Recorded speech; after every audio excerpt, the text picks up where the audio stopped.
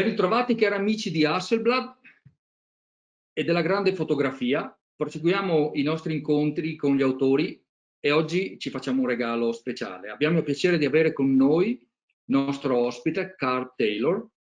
Prima di passare all'intervista con Karl, alcune informazioni operative e dopodiché cominciamo subito. Allora, prima di tutto volevo ricordarvi che questo webinar, come tutti i webinar che noi facciamo, sarà disponibile sul nostro canale YouTube alla fine della trasmissione, quindi questa sera e comunque da domani lo troverete nel canale Hasselblad di YouTube. L'agenda per oggi è questa, quindi partiremo subito con la presentazione di Karl, della sua parte educational, e poi analizzeremo con lui i suoi progetti più recenti. Quindi la durata prevista di questo webinar è di un'ora. All'interno di questo webinar, come sempre, ci farà molto piacere ricevere le vostre osservazioni e le vostre domande. Cercheremo di rispondere per quanto possibile anche interloquendo con Karl. Eventualmente, come sempre, riceverete tutte le risposte successivamente al webinar. Vi voglio anche ricordare che per semplicità, per fluidità, il webinar, la parte di conversazione con Karl sarà in inglese, però ovviamente se c'è qualche cosa che magari vi interessa e vi è sfuggito, ci fermiamo e ovviamente facciamo una traduzione. A questo punto siamo pronti per partire con questo interessantissimo webinar dedicato a Karl Taylor, e quindi welcome Karl, thank you for joining us. Ciao. Nice start, well done. Good start. Hello everyone. Yeah. Okay, a few more words about you in Italian and then we continue in English. Karl Taylor è un fotografo professionista con 25 anni di esperienza. Ha cominciato il suo lavoro di fotografo come fotogiornalista e quindi si è fatto una gavetta che lo ha aiutato moltissimo attraverso diversi generi fotografici e anche tutte le varie situazioni a crearsi un'esperienza, una base importante. Dopodiché è diventato famoso nel nostro segmento e anche al grosso pubblico attraverso il suo lavoro di fotografo pubblicitario di prodotto. Soprattutto le fotografie di liquidi lo hanno reso molto conosciuto a livello internazionale e buon ultimo il suo lavoro come trainer e educational per i fotografi, di cui ci parlerà dopo. Ecco. Questa è una veloce presentazione di Karl. Now Karl, back to you. You live in Channel Island, aren't you? Yes, yeah, I live in a small island, which is only about 15, 16 kilometers by about 10 kilometers, called Guernsey in the Channel Islands, which is between England and France. It's actually closer to France. That's where I was born and grew up. And then I moved away for some years working overseas in photography. And then I came back to the island and continued working from here, and then obviously working in London a lot as well. So this goes against the belief that you should be close to your customers.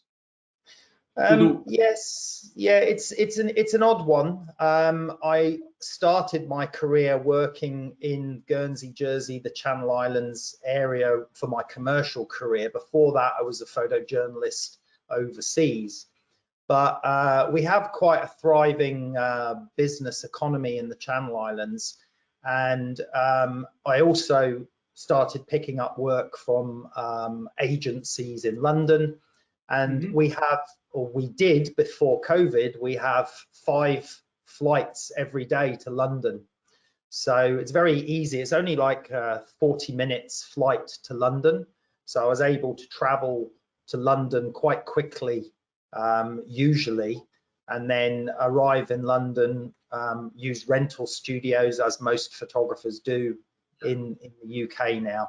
So yeah, it's a bit of a mix really, and also mostly what I shoot is product photography. So a lot of small things that can be sent to me. So it looks like it's easier to fly from Channel Island to London than driving around M25.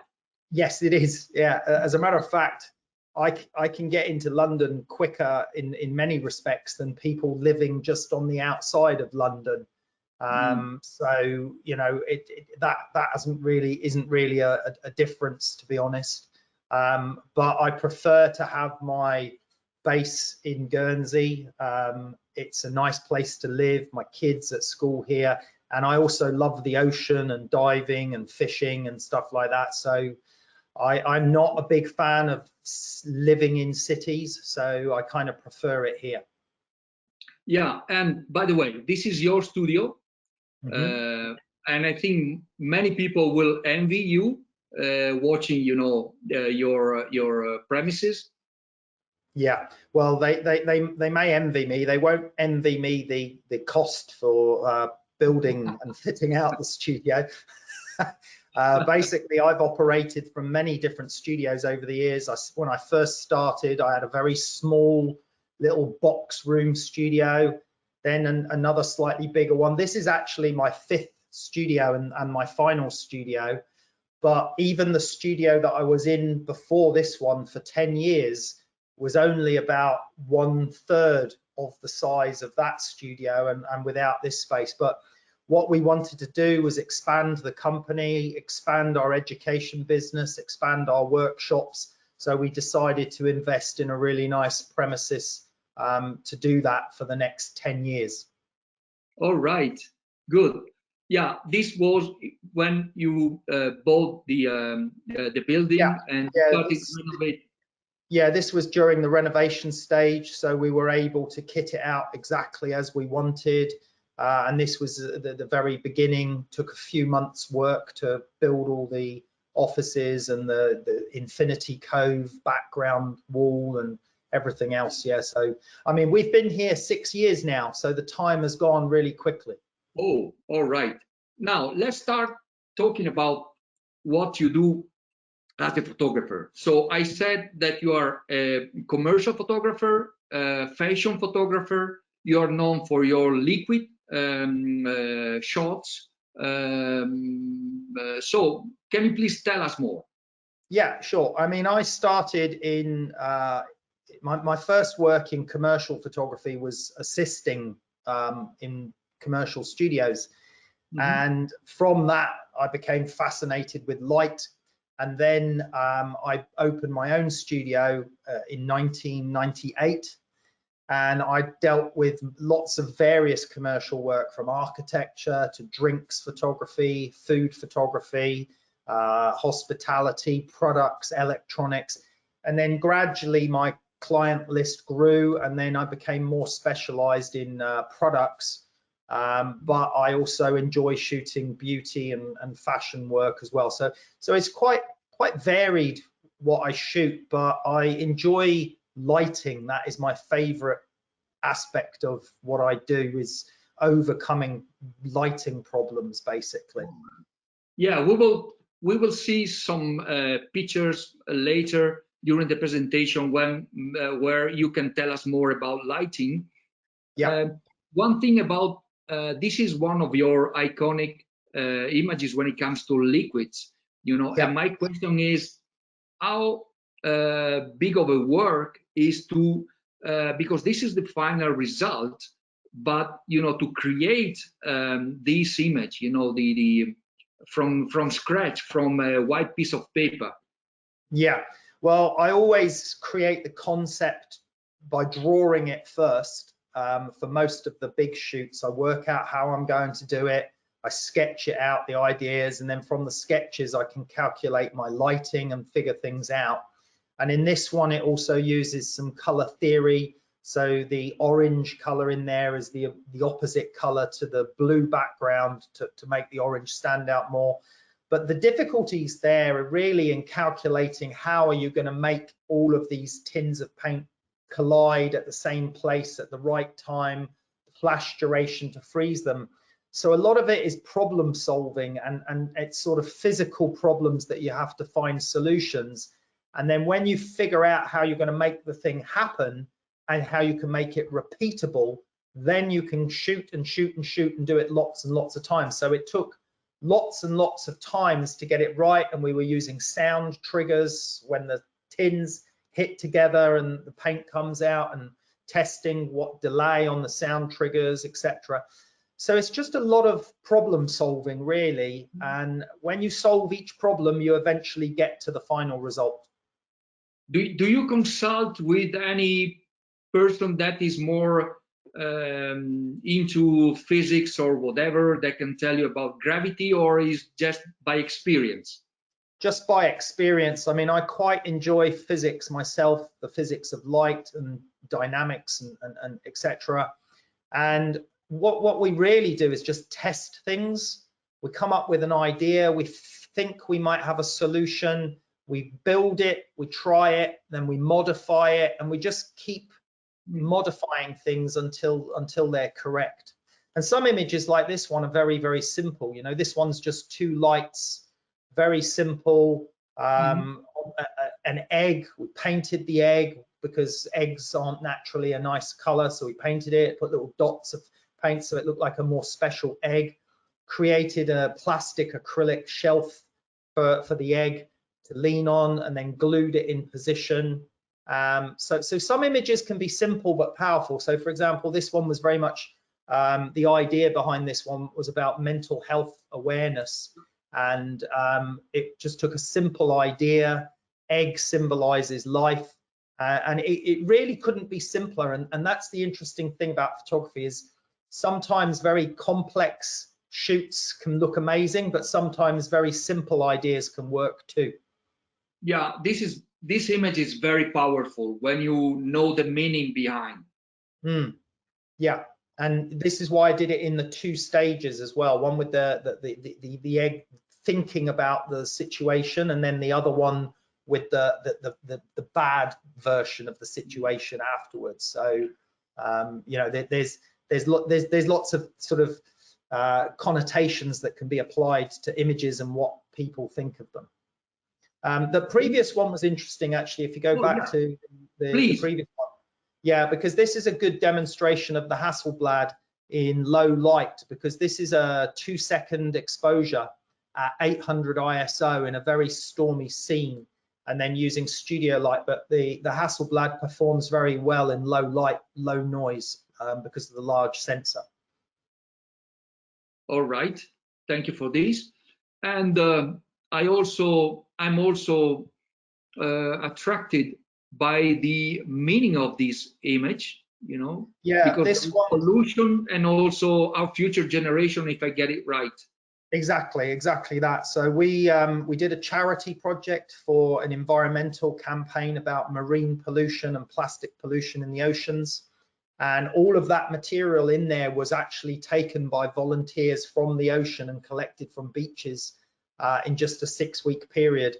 And we created the scene with it, and then we had the mother and the baby, you know, put the baby in position, and we created an image that represented the danger to future generations and the hypodermic needle that the baby is holding. Obviously, the baby didn't have the needle part, but these were things that are getting washed up on the beaches as well. So the image was to sort of represent and encapsulate all of those things, and what we're doing for the future generations, or what we're doing wrong, if you like.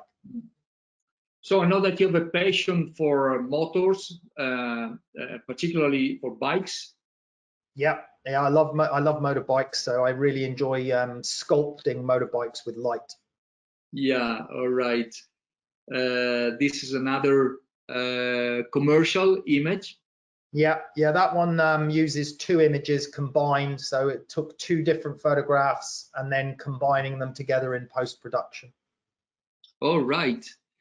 Then we do not forget that you work for some important brands as a commercial photographer. So, for example, our eyeglasses. Yeah, I do a lot of glasses. Diesel, which is an Italian brand, I think up in the north of Italy. Mm-hmm. So I do a lot of things that are sort of difficult, small products are quite challenging to light and to photograph, but I enjoy shooting that sort of stuff. Again, glasses, eyeglasses, safety. Yeah, that's MSA fire safety equipment. That was a particularly difficult one to work out how we were going to get that rigged. They wanted to show the rig looking like an invisible person and then on a real person. So it took quite a lot of working out to do that. All right. This was for a bank. This one was for Siemens. That was for Rothschilds, I think. And then the next one, again, very small products. These are just hearing aids. And that was for Siemens. And again, yeah, very difficult to light such small products. We use mirrors, lots of little mirrors, and as well with the lighting. Okay. And what can you tell us about this image?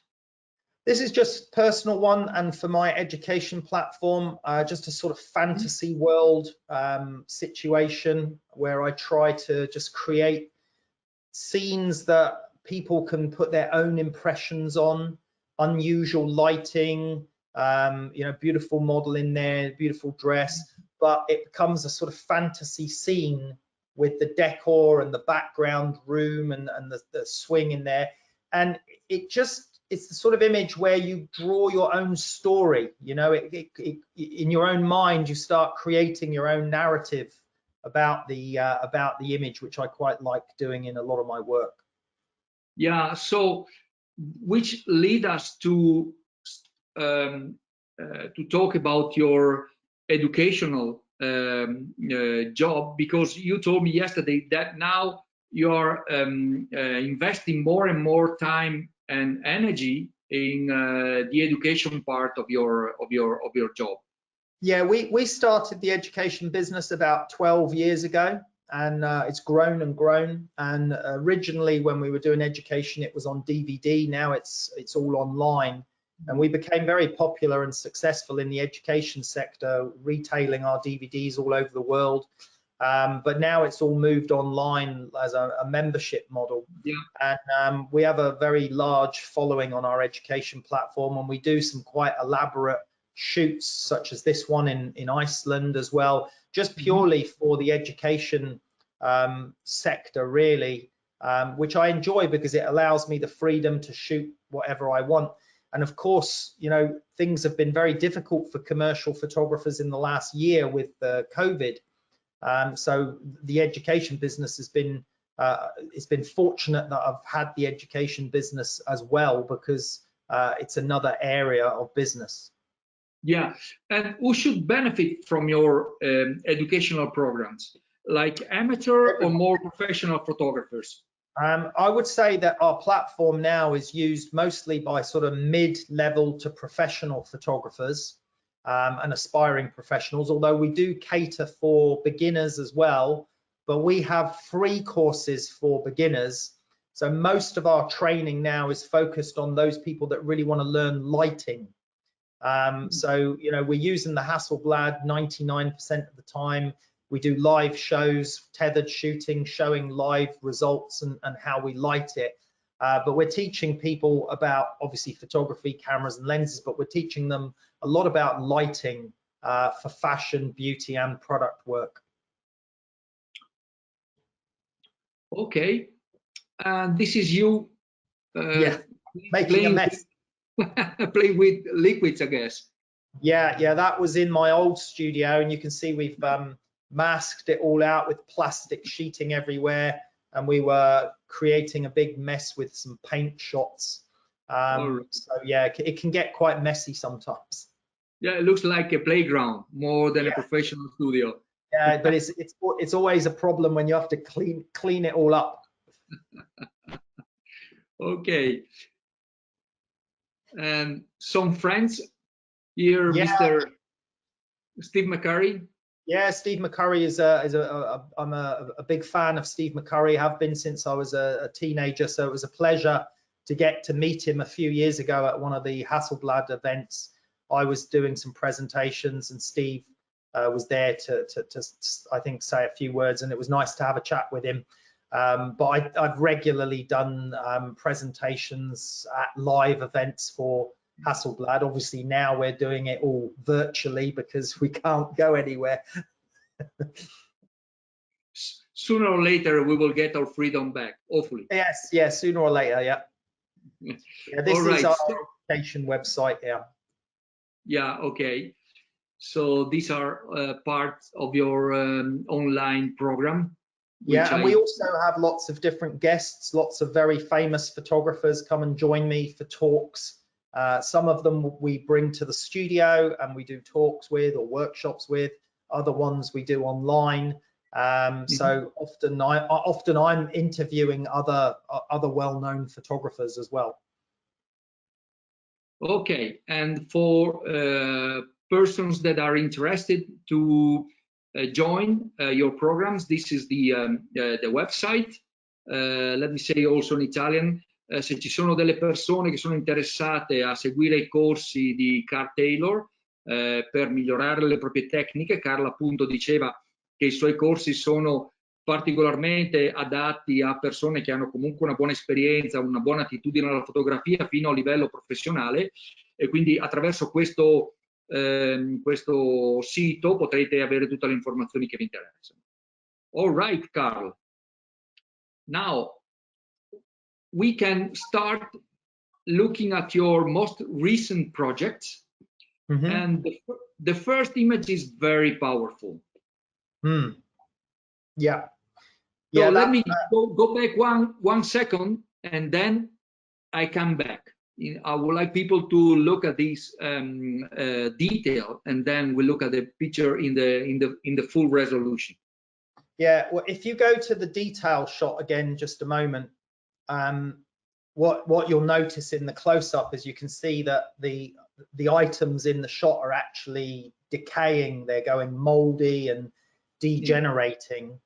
And then if you go back to the full shot, so all of the fruit and the bread, etc., and the milk is all going old and decaying.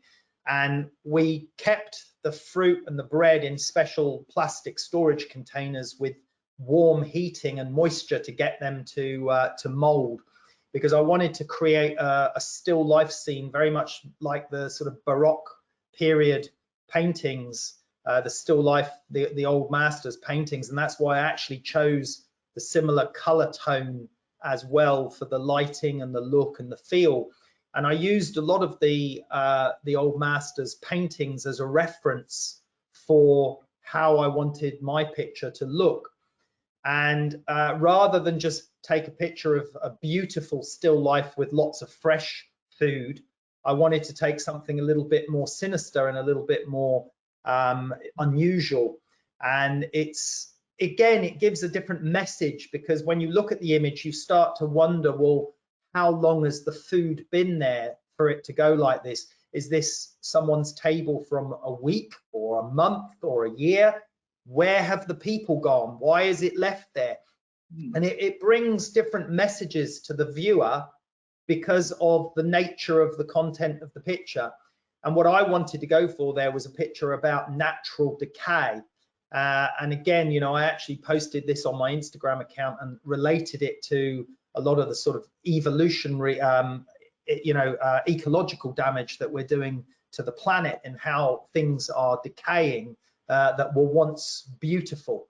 And I think images like that can be quite powerful. And again, through very careful control of the composition of the items are very carefully selected, the props are selected, everything is positioned in a way that, you know, takes a lot of time until we get to the final arrangement that I'm happy with and the final lighting that I'm happy with. Yeah, I have two questions regarding this image. First question is if you got inspired by a certain painter, and the second, what was the reaction from people who saw this image in your platform? Yeah, well, we had a very good reaction. There's a painter, Peter Claes, I think his name is, an old Dutch master from 1600. I think he's actually Belgian.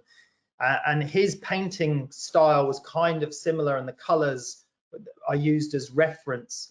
But the image went down very well. It was a very popular post, if you like. We shot it as a live photo shoot on our platform, so people could watch us shooting it. We obviously had to do a bit of preparation and rehearsal beforehand to figure it out, and then we basically just repeated the process and showed everyone how it was lit, and then also showed a little bit on the post-production. A lot of people think that there's actually a lot of post-production to make the image look like that, but there's actually not that much post-production on that image. It's just sort of burning and dodging mostly. So I was very, very pleased with the final result, because I think it's always interesting if you can take something that's a still life and make it a powerful image, because that's quite a tricky thing to do. Especially when it's a busy image, like with lots of things in it. Yeah. So this was more a pre-production than post-production, because it was like 2 weeks pre-production to get to the point where you could easily, in a way, take this image. Yeah, well, it was probably 4 weeks of getting the food to rot to the right level and testing that. And then the surface table material was one that we made, or one of my guys here made, and it's got a sort of waxy old look to it, so it looks like a very historical old table. Then we had to source the right tablecloth that looked like an old style tablecloth, the right fork, spoon, the right type of vases and plates and trays. And you know, the styling of finding the right props also takes a long time, and then only when we think we've got everything that is going to make the picture work do we then do it. Because if you compromise on one thing, then you know, the whole picture can fall apart. So we had to look for authenticity in the items that were selected, and that make sure they looked like they were from the right period, from the right era, for the photograph to work. Yeah, absolutely. This is not at all a candid picture. There's a lot of preparation. There's a lot of study behind, comparison with, you know, the painting that you get inspired from. So I can see, and I can also imagine your satisfaction when at the end this was the result.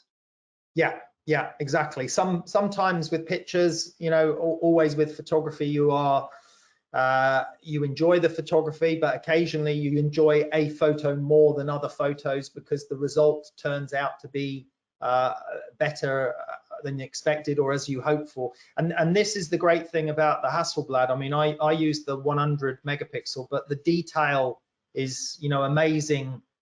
You can see the small area that we're looking at there. Which means if I ever wanted to produce this as a fine art print, very large size, then this can go up to a huge size with a huge level of detail. But for me as well with the Hasselblad, it's really about tonal range and silkiness of transitional tones in the image. You have some very good 35mm cameras these days, but the beauty of the larger sensor for me is always about the transition of the tones is smoother and it just feels more silky. Oh, thank you, Karl, because it always is, you know, important for us, you know, to hear from, you know, professionals like you that, you know, what we do, my colleagues in Sweden, you know, are up to your expectations. All right, so this is a shell, you know, but I think there's a story behind. Yeah, I mean, again, it's, you know, people will read their own interpretations into the image, but if you look at the image, this one's more obvious because you have just simply a natural object going against the unnatural painted objects. So we wanted the beauty of the nature of the natural object to stand out, So we painted all of the other shells, and then we put one in the opposite direction. And you know, it's just a simple image geometrically as well. The shapes are beautiful. The lighting on the black shells is beautiful. The lighting on the natural shell falls off really nicely. Very simply lit, again, with just one softbox. So it's more, you know, just the concept, the time it took us to prepare the shells, to paint the shells, and then arrange and create the arrangement, basically. How could you highlight the shell that is in color, at the same time grading out the background? Well, actually, the base surface that they're sitting on is like a dark surface, and then the black shells are painted with a matte black paint, which absorbs a lot of light. So when we put the right amount of light on the natural shell, that is the same amount of light on the other shells. Just because they're darker, they've absorbed more light. And that's actually what it looked like. There's not much post-production on that, just cleaning up a few bits and bobs of dents or scratches and things. So yeah, I mean, that's pretty much as it was lit. Okay, and here we are with another image, powerful image, reminiscent of Renaissance, in my opinion. Yes, yeah, very much so. Madonna, yeah, I mean, it's kind of got sort of religious undertones. It's a little bit sort of Mary Magdalene or Mother Mary or whatever you want to read into it, with the cape and the hood and the expression. And I used a very hard light, so that it's very strong, dark shadows, crisp lighting, which could emulate, you know, single sunlight. But then the light falls off into the area but where the hands are, so the hands aren't overlit, and the lighting is just really predominantly on the face and the beautiful makeup and the color. So, you know, it took a little bit of time to work it out. Interestingly, this was one shot that came about by accident, because we were shooting a series of beauty shots with this fabric in different positions around the model. And then we thought, well, let's just try and make a hood from it. And it looked so good that we then decided to spend a little bit of time crafting this shot to get the result, because sometimes you try things and then you see it works, and then you decide, right, this is going to make a really good image. So then we decided to spend more time making this shot work, you know. So in a way, this was the intention at the beginning, or the goal, but then you ended up by it was on the same. It was on the same shoot. It's different material, but it's the same model and the same makeup. And for the other shot, she's wearing like a leather shirt. And then we also had this neoprene fabric, which we were using around the model as well. But then we just used the neoprene fabric on its own for the other shot. But yeah, it's a similar. It's when we were working on the lighting setup for this one, and the same on the other one. It's a very similar lighting setup. But again, what we do with the lighting there, although we've got very clean, crisp lighting, you'll notice that the shadows on this one are lighter than the shadows on the other one. The shadows on the previous shot are darker and they have more density, because we changed the ratio of the fill lighting. So it's, again, the mood and the atmosphere that we bring in a photograph is dictated by the lighting. So in this image, we wanted it to feel a little bit more eerie, a little bit more ominous. So we changed the ratio of the lighting, so the shadows become darker in this shot. And then in the other shot, although the key lighting is the same, you'll see the shadow under the chin is much lighter. So absolutely. It's a different ratio, different lighting setup slightly. Yeah, and also from my perspective, you know, they not only the lights but also the pose is like, you know, you're traveling on across the centuries. You know, Here could be a lady from, you know, from some centuries ago, and here she's the same lady, but she's a modern woman. Yeah, but also in the previous shot, whilst it has a sort of Renaissance feel, it also has a futuristic feel, because it could also be the same things happening again in 1,000 years time, because it could be a future. Do you know what I mean? So there's a just because of the look of the fabric and the makeup gives the impression that it's modern or futuristic, but it has an historical reference, if you see what I mean. So it's a combination of the two that I think is quite interesting with that shot. Very much so. So, okay, back to your passion for motorbikes. Yeah, this one is a Harley Davidson Night Rod. This is a custom bike, a collector who has a nice collection of bikes and cars. I photographed this one for him, and again, just shot in my studio. We painted the background of the studio in grey.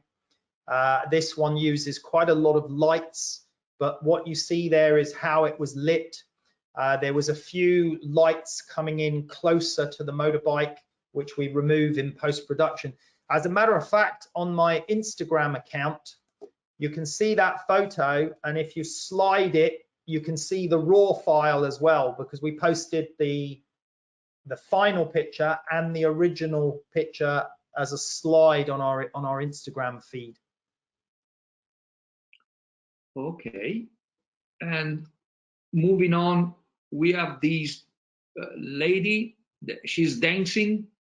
Yeah, sort of dancing, kickboxing, street rebel. I always like to try and put some energy into the model's poses.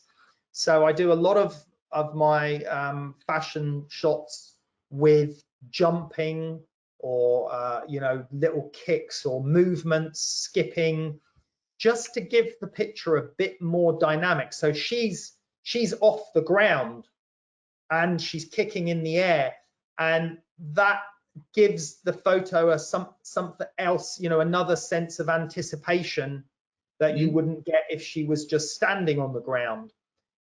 So I often work with models that are quite athletic. This model does kickboxing and is very fit, athletic model. And it was a little bit of a sort of try to get a rebellious feel with all these bright colors, and then the sort of graffiti style painting on the wall in the background. So just playing around, really. Yeah, and also here, if I'm right, I see that you choose colors of the t-shirt to stand out against the yellow of the background. Yeah, exactly. There was a little bit of the mustard color in the trousers as well. So we went for a similar color, but not exactly the same. But yes, you're right. The yellow was deliberately used so that the blues would punch out from the shot. Okay, now I know that you could talk about this apparently simple image for hours. Yeah, it took hours to shoot that image. A lot of people think when they see a still life like that, they think, oh, quite simple, just put a few bars of soap and take a picture. But actually, you know, we had to glue acrylic rods to the soap and to fix the soap and glue the soaps together so that they stay in position. And then they're resting on these large acrylic rods as well, which are very heavy. So we had to bracket these very securely out of shot, and then takes a long time on the lighting. And then adding the bubbles, we had to create the right bubble mixture and then apply the bubbles onto the soaps, and then the bubbles pop. So you have to do it again and again until you get it right. So it can take many hours. But for example, when the bubbles are, you know, are right to take the pictures, how many seconds do you have before they they blow up?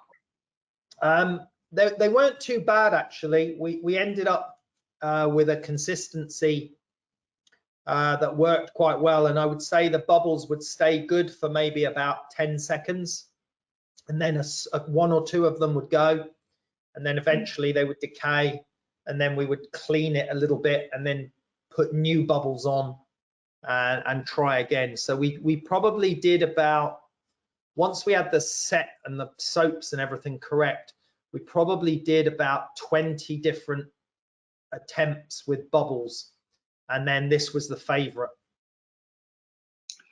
Okay, and I remember you told me that this picture you made it to use for your educational program to teach, yeah, so professionals. We film these sort of shoots to show people how they're done, because obviously they're very similar to many of the challenges that product photographers and commercial photographers will encounter. So what we try to do on our channel is create many different types of shoots, from jewelry, cosmetics, fashion, beauty, all of the things that the professionals and the audience might be wanting to shoot, and this gives them ideas, inspiration, and also shows them the techniques that would need to be applied to accomplish a picture like this. So you know, when this one is released, our audience will be able to watch the shoot from start to finish, and including any post-production as well. Okay. As for the model before, she's also an athletic model, you know, jumping.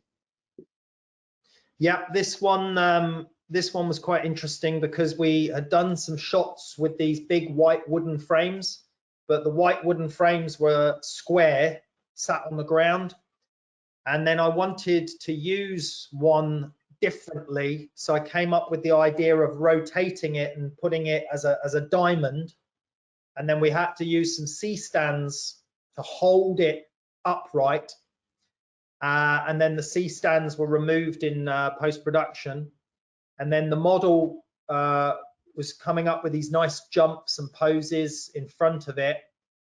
And bizarrely, this was a kind of accidental, was that in her hair, the stylists had put a ping pong ball in her hair to make her hair go this shape.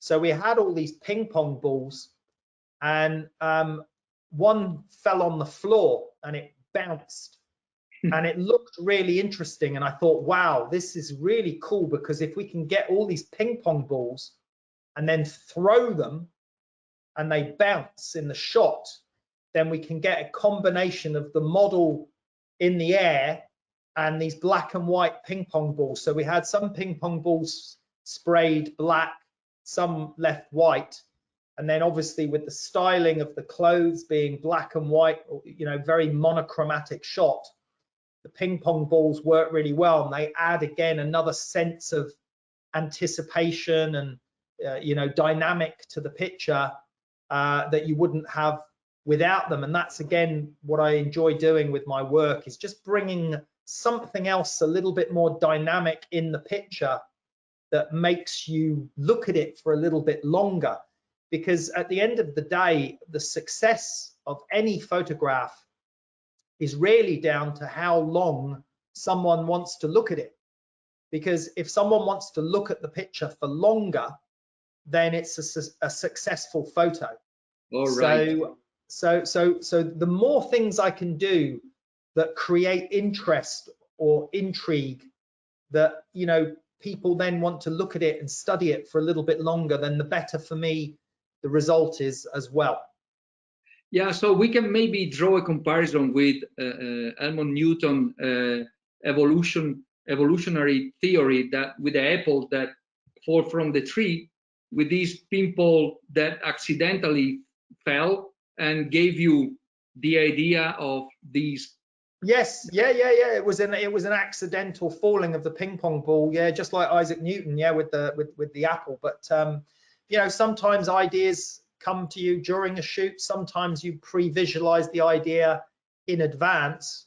You know, we originally had this, we knew we were using this outfit and this model, but originally the frame was going to be on its flat side. But we'd already done a shoot earlier in the day or the day before with it on its flat side. So I thought, well, we've got to change it. We've got to do something different. But the ping pong ball was just... And I also guess that you had quite a few people. Yeah, sorry. Yeah. I said, yeah. I also guess that you had quite a few people around you to throw simultaneously the ping pong balls, Yeah. you know? Yeah, we had 2 assistants on each side with a bucket with the ping pong balls. So they throwing them in, and then the model, and then there's another assistant, and then hairstyle, stylist, clothes stylist, makeup. So, and there was also another model on that shoot. So we did 3 days of fashion shoots, and I think we did about 5 different shoots per day. Yeah, I also noticed, correct me if I'm wrong, that, you know, the line of the age of the ping pong balls do not go beyond half of the image. Yeah, they purposely, we don't want to make them too high because obviously then they overpower the model. She has to look like she's coming up and out with the diamond shape almost, you know. So to maintain that sort of flow, if you like, into the image at the top part, we wouldn't want the balls, because I always say this to our students as well, when you look at an image and you have things going on that are not the main thing, this is the supporting cast and the model is the hero.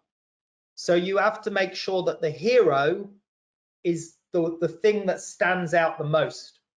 The ping pong balls and the frame are the supporting actors. She is the main actor. So in any image that we create where we have a set or where we have objects in there, you always have to be very careful with the level of one to the other. So you must make sure that the hero is always the hero and that the other things do not overpower the hero. You know, visually, they must be there to support the hero, not actually overpower the hero. Okay, good tip. So now this is another example of a product image. Yeah, this one, layers. Yeah, different layers. Again, I wanted to shoot a lot of product images are shot in very soft gradient lighting. I wanted to shoot one in a very hard light, like looking like sunlight with strong, sharp shadows, and then to exaggerate the shadows, I put the products on platforms raised up, because obviously when they're raised, they make more of a shadow. So the image is, you know, as much about the colors, the pastel colors, and the shadows. But the difficulty with that lighting is no good for the metal, for the silver part, which needs a gradient lighting. So we had to actually light the tops of the lids separately, and then the product separately, and then it is combined in Photoshop, because the lighting for the lids on the chrome would not look very good if you just use the lighting that creates the strong shadows. So this one is a combination of 2 images together. This one actually also uses the Hasselblad tilt and shift adapter because of the depth of the plane of the field of focus, if you like. So I use the tilt and shift adapter to be able to tilt the lens over so that my depth of field will run further from, you know, the front product to the back product, and they'll all be sharp, and also the flat surface to remain sharp as well. Okay. Now back to a fashion image. or Yeah. fashion, a portrait, I would say, sorry. Yeah, yeah. Again, this one, I wanted to demonstrate the techniques of how you could get a very good solid color background. So there's not Photoshop there. It was shot on the yellow background. So I wanted to demonstrate how we get that really beautiful bright yellow, nice and even. And then how you can control the shadows, because when you're putting that much light on a background, you get a lot of bounce around the studio, and then you get light pollution in your shadows. So in this particular one, I demonstrated how you can control the light in the shadows to make sure that it's really black, so that you don't have too much light in the shadows, and then you can bring your own light into the shadows. And then again, this one's using a very hard lighting, but I put some objects in front of the hard lighting to create the red glow on the model, so that we end up with patches of red and patches of light and patches of dark shadows, just to give a sense of mystery a little bit in the shot. So mastery of lighting leads to a lot of time saved in post-production. Absolutely, yeah. I mean, I like to do 90% of my work in camera, and for me, Photoshop it's an important tool, but it's more for just a final polishing and burning and dodging. You know, if you look at the raw image from this shot, it's not very different from the final image.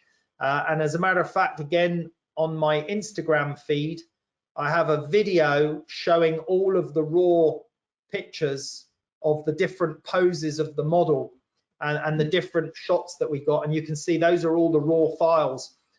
So you'll see that they're actually very similar to the final result. And for me, this also makes the post-production so much easier, because if you start with something that's really well crafted, then there's less post-production to do, which means the final image will look more real. Okay,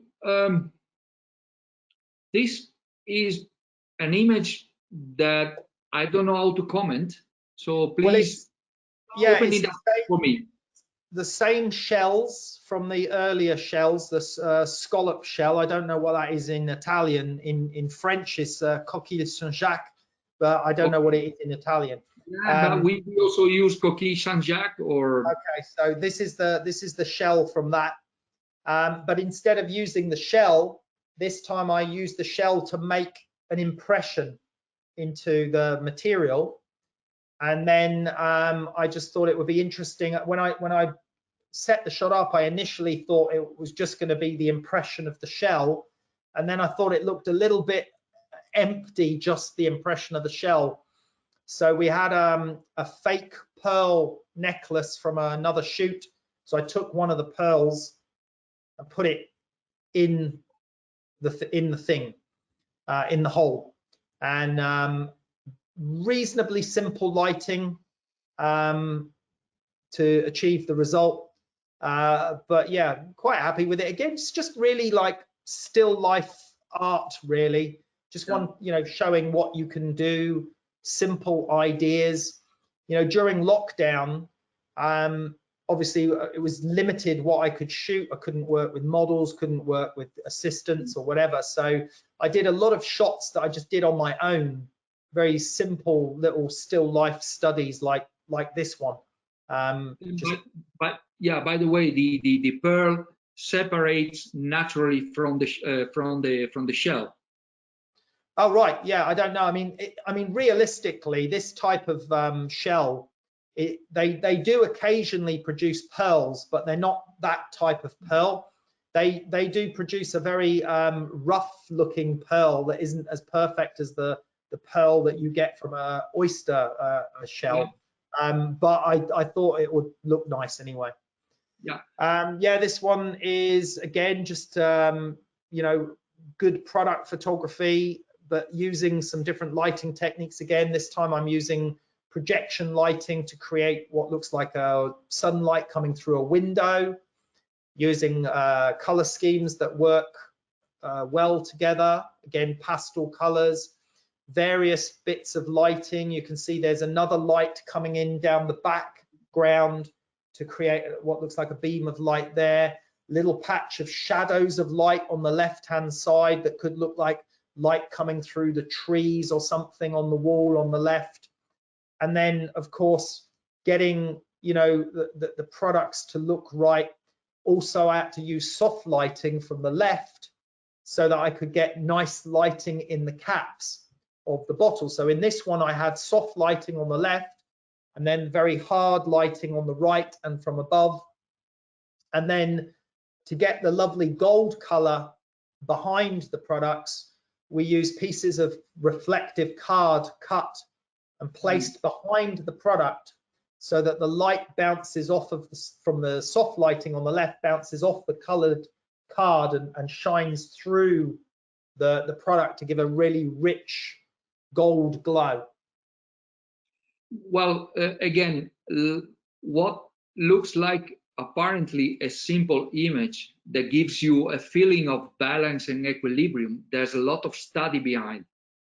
Yeah, and I mean, the thing is, most commercial photographers, good product photographers, you know, people like Jonathan Knowles and Barry Macario, David Lund, Tal Silverman, a lot of people I know, that you know, do a lot of product photography. They will also tell you that a shot like this can take many hours. You know, it's not a 10-minute job.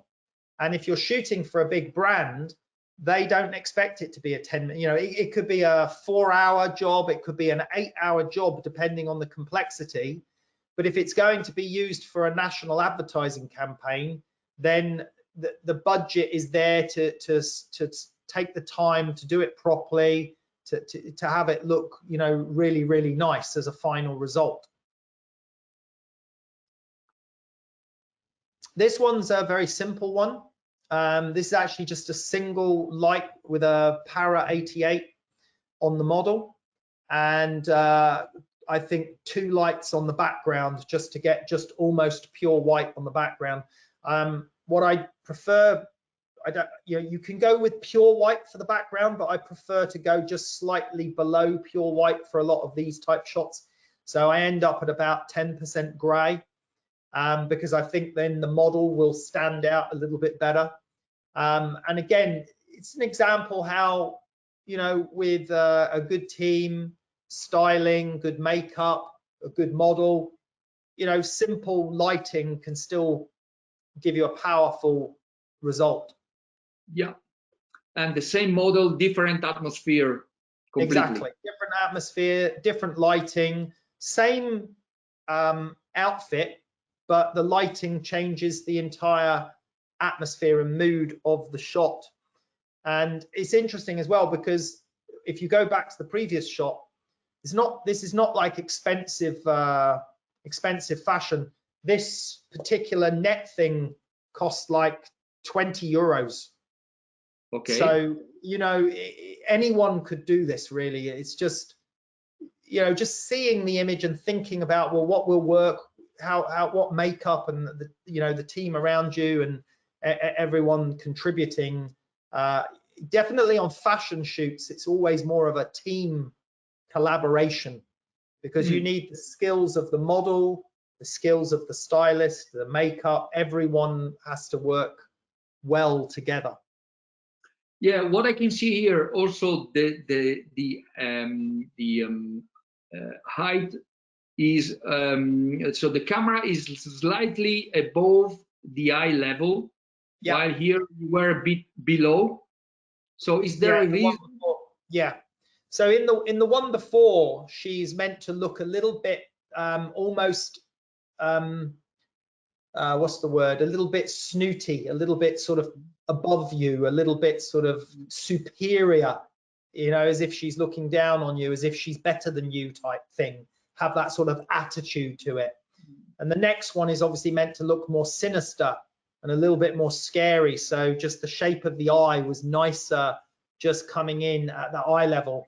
And I suppose I don't always make those decisions consciously before I'm shooting. It's just when I'm looking through the camera, I will be moving around and then seeing which position gives me the feeling that suits the shot. So, you know, often when I'm working on still life or products, I'm working with the camera fixed on a large mono stand or tripod. But when I'm doing beauty or fashion images, then I'm usually working freehand so that I can move around and a little bit more fluid and find the angles better. That was a difficult one because it took a long time to get all of those plastic rods in position and to get them to be clamped and held in position, and it was quite a tricky one. But again, I was just playing around with colors. You know, red and blue are always very vivid with each other. So just, you know, combining those colors and playing around with those colors. Yeah, there's always an inspiration from paintings in these images. Well, that's paintings is where it all started, isn't it? That was the first form of visual communication, really. So, you know, everything that's been done in photography in many ways is just a follow on from that. Yeah, for sure. If you have a passion for paintings, like visiting museums, art, etc., you can give it.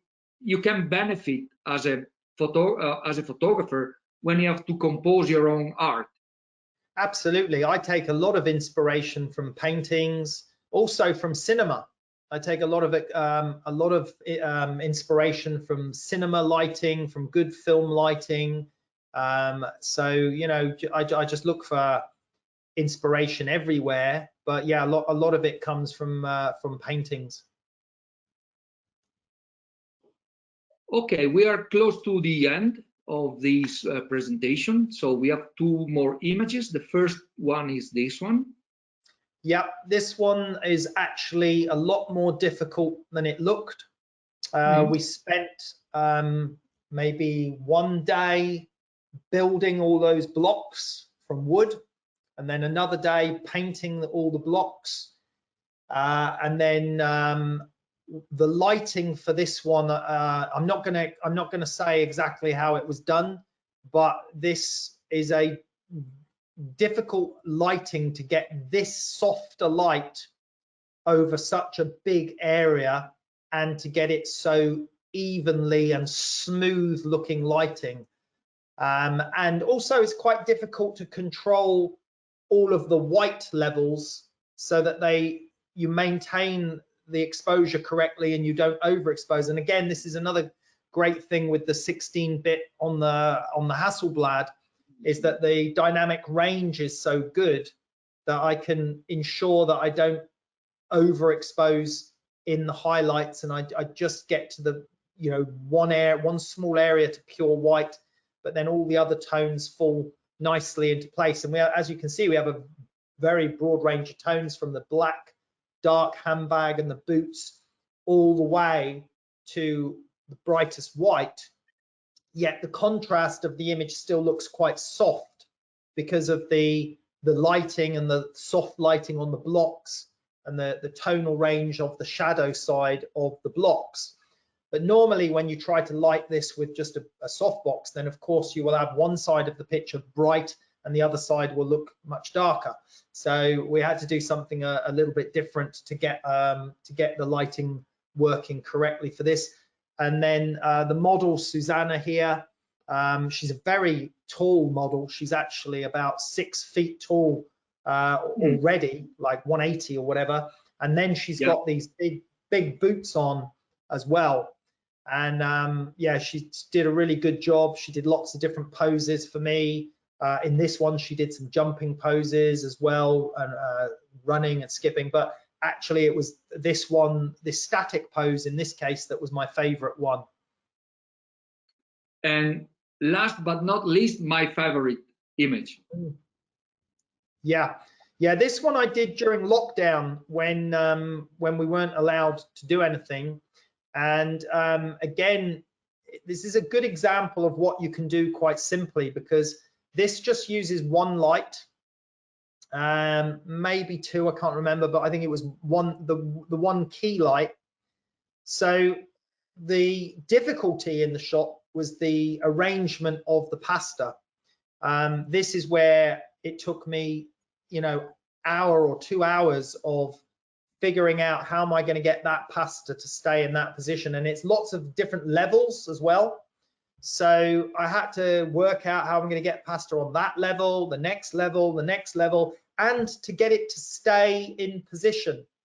And then the arrangement. So I started playing with different arrangements and different shapes, and I had lots of different spaghettis and pasta shells, different pasta shapes, and I started choosing and testing. And it just took me a few hours of playing around with my composition until I got where I was happy with it, and then took a long time to get everything really neat and tidy, and then light it again, just to give it that sort of, you know, a little bit of mystery in the feeling with the shadows and the low level of light. So the light is grazing, which then helps reveal the texture. If I had lit too much from the top, it would look very flat and very dull. So a very low grazing light accentuates the shapes, accentuates the shadows, and brings out the texture of the pasta really nicely. Yeah, and it gives me the impression that is deeper the image than the reality. Yeah, I think the image was probably about that deep, maybe, you know, maybe 10 centimeters. But you're right, it almost feels like motorways, you know, lots of different motorway bridges looking from an aerial shot. And it's interesting as well because it also has a sense of speed and motion, even though it's a still life, because of all the straight lines and the diagonal lines and lots of little lines. It gives a sense of speed and motion in the shot. But then you have the bigger pasta pieces, the static objects, positioned carefully in there. So, but for me, again, you know, it's the creation of the mood of the lighting that is the key thing for me. You know, it's how much, where do I want my light to come from? What do I want it to do? What do I want the lighting to say? And then I spend a lot of time as well carefully controlling the light in the shadows, because people often forget how important the shadows are. The shadows define the image, and there is a lot more to controlling lighting in the shadows than just putting a light on the object. Okay, fascinating. And this was the last image of this presentation. So bear with me for a few minutes, Karl, Sure. that I say a few more things to the audience.